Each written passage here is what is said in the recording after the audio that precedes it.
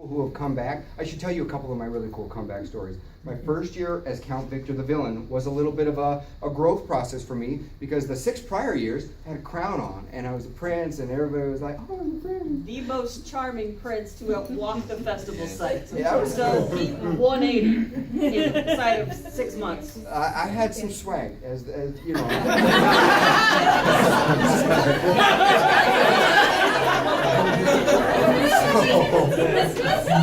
And you know, that was 6-7 years ago, 25 pounds ago. So when I was Count Victor, you know, I had to figure out how was I going to interact. It was a different kind of fun for me. It wasn't always the warm fuzzies so much. It was like the cool, you know, we're in. We got these people and they're my minions, so my friends. So there was this little girl, and I did my usual kind of interaction. She was maybe like 9 or 10, and I apparently, she was dead set that she was a good girl and she was not going to become a minion or do anything evil, and she started to cry. Count Victor thought it was awesome. But Kevin was like, uh-oh, that's not good. We need to do something here. So I said, well, how about this? You can be the good minion, or maybe you can go and do your own troop of do-good. I don't honestly know where I went with it, but she came back and found me at least one, if not multiple years later. And by the time she left that day, I saw her again and we were friends, and I had given her some little pin or something. She had it when we came back. And you never know, just because it doesn't go the way you think it's going to go, it could turn into a really cool thing.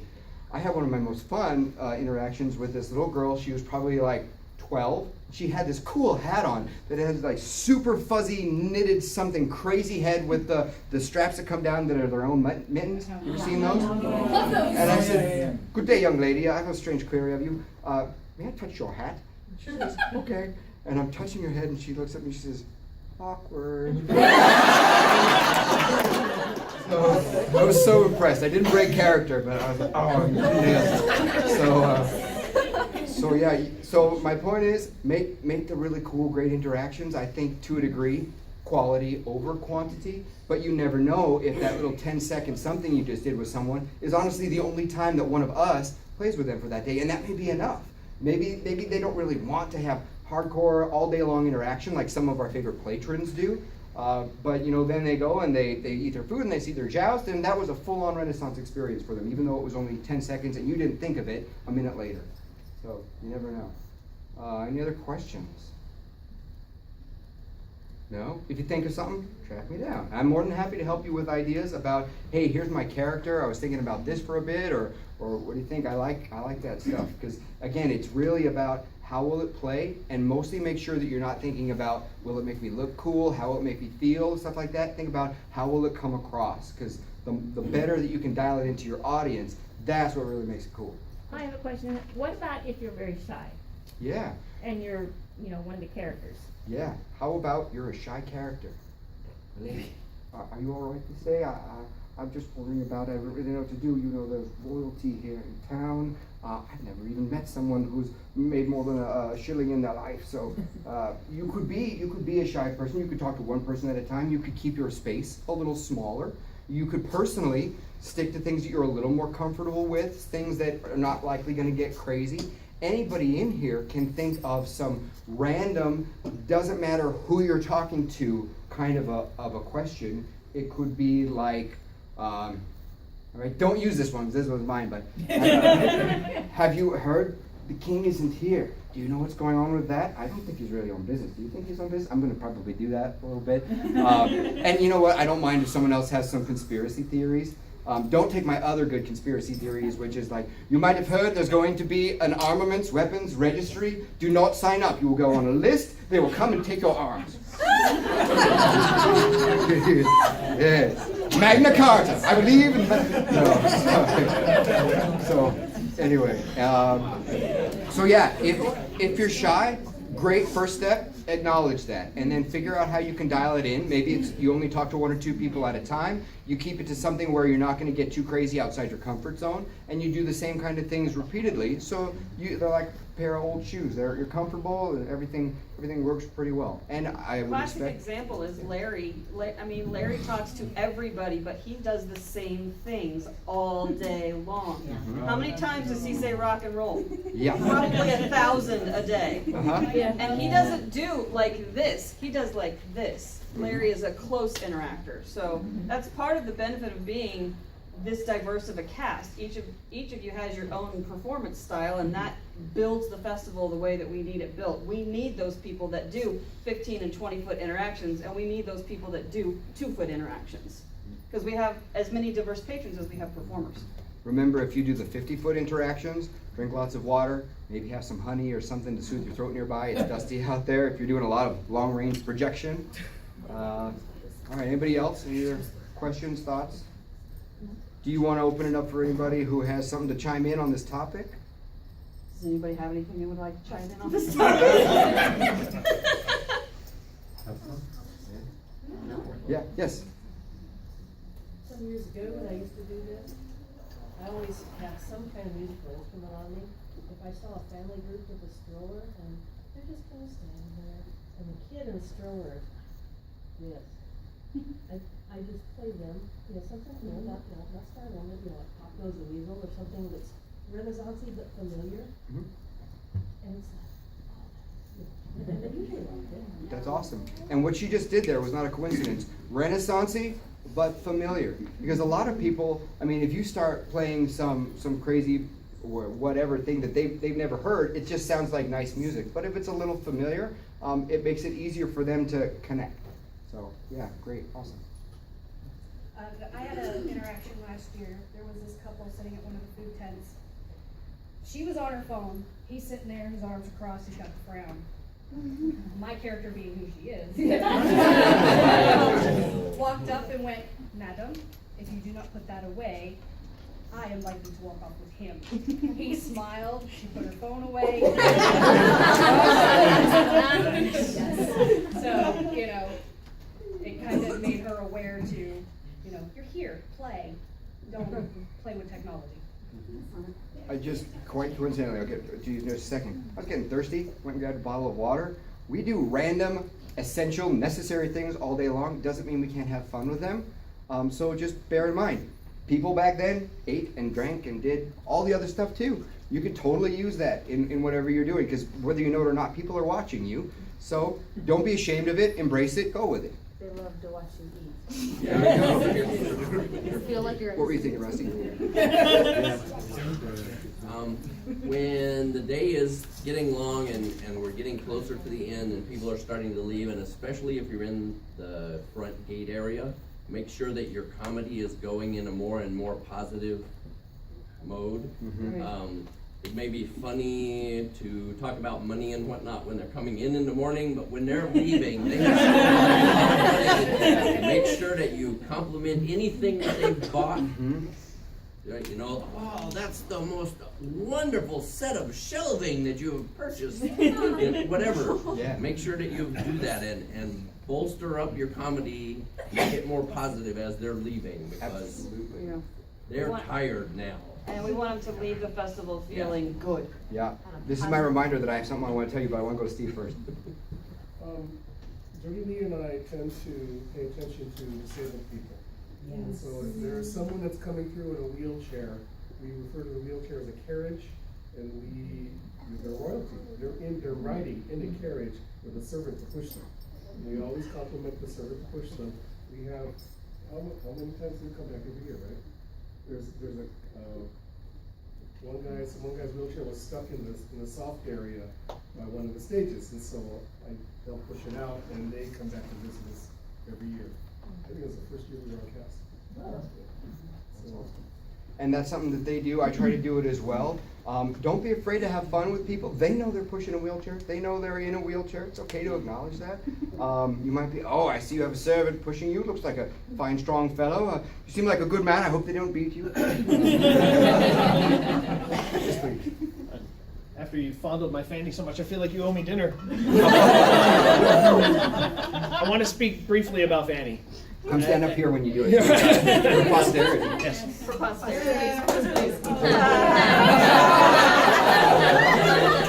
Because it's a butt joke. Fanny, because it's a butt joke, right? That's like Fanny Nice works. timing on it. So this is season 4, and Fanny didn't exist for 2.5 seasons. She showed up last year at the beginning, and she was just a bit. We had come up with a funny backstory, which takes on a different flavor in my bum. Backstory. Where we were going to play a game with little kids called Slapping Fanny.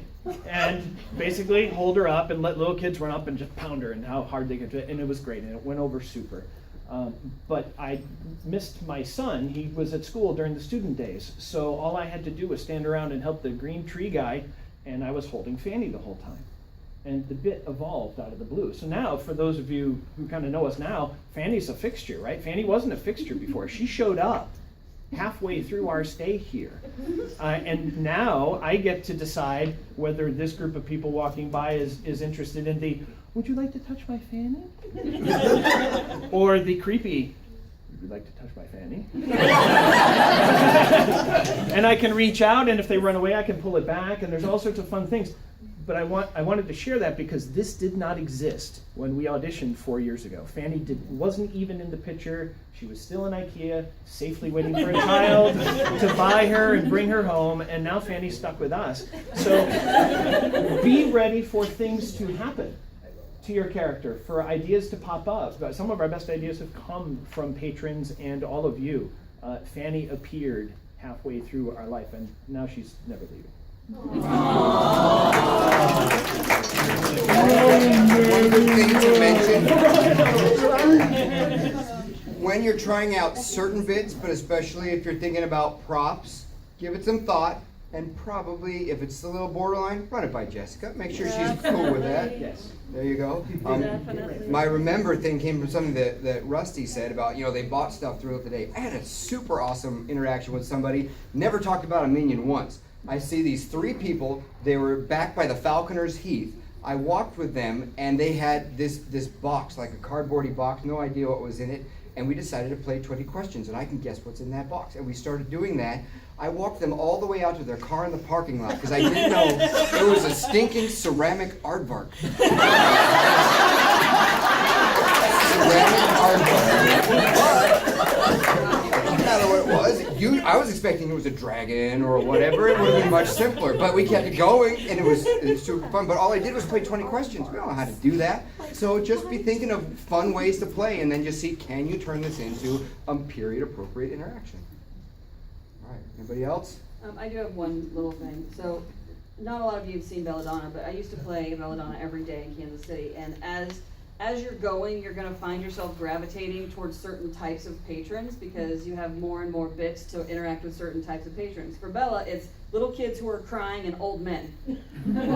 I don't know why the little kids like the bell chain, and I'm telling you to do this, but I'm telling you I did this, but before you give anything to patrons, always ask me before you give them anything to take, because I see little kids crying, and I have all of these bells on waist and knee length below, and where are kids? They're about that height.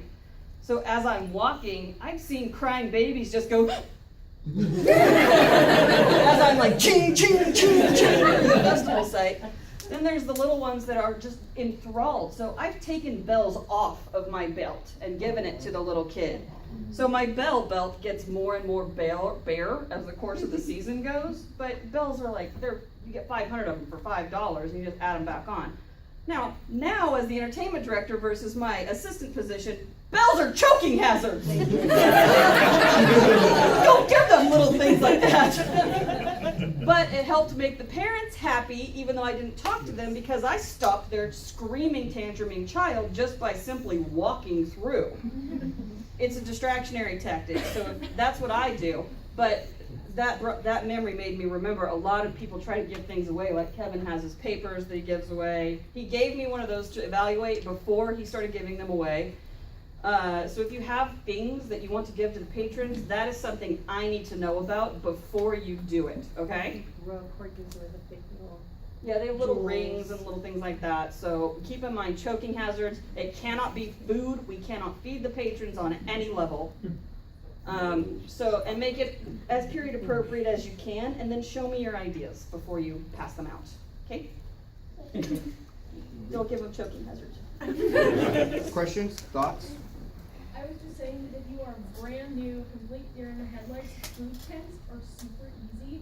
You go in, there's 3 tables, and like by like the bird stage, there's like 5 tents in a cluster, and they rotate so fast. So you can go in, if it doesn't work the first time, hop a table. If it doesn't work, hop a table. It might work on that 3rd table, and they can't run away, so that helps. When I do food tents, I sit down with them. Good day, Mom. May I sit down? May I join you? Yes, good. And then you need to sit down too every once in a while, right? But when I'm doing that, all the 3 tables around me are in on that. Yeah, I had a food table bit once where I started talking and then I realized very quickly these people spoke mostly Spanish. And I had to pull out my minion nicknames because they had the daughter mostly translating and she was obviously bilingual. But I pulled out my minion nicknames, which included, and this was a total random thing, El Pollito. Called someone El Pollito, the little chicken. And as it turned out, that was their nickname for their daughter. You never know. But just, one more thing, communication and stuff that you'll figure it out. You might mess it up once and then you'll know for next time. Somebody else over there? Anything else? No? Jessica, you ready to move on? We are. Okay. All right. Everybody up, thank you, Kevin. Let's